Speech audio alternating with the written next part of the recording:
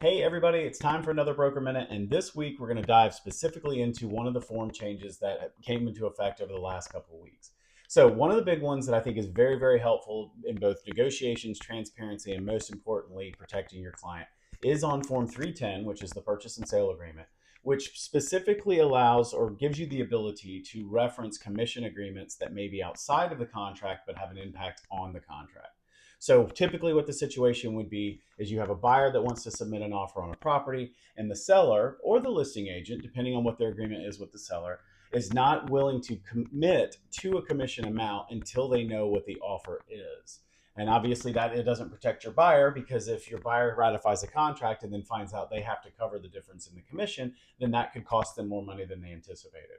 So the changes in Form 310 that help with this are in Section 25 and 26. Section 25 basically lays out the ability to reference a commission agreement, and that could be a compensation agreement, that could be your buyer agency agreement, it can also be a listing agreement.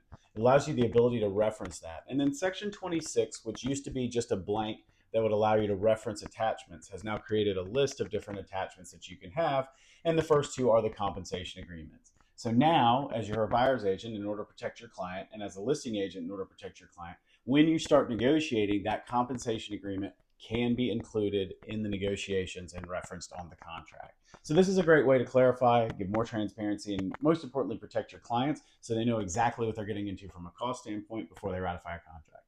As always, if you have any more questions, don't hesitate to let me know. Anybody on the leadership team, we're here to help. Have a great day.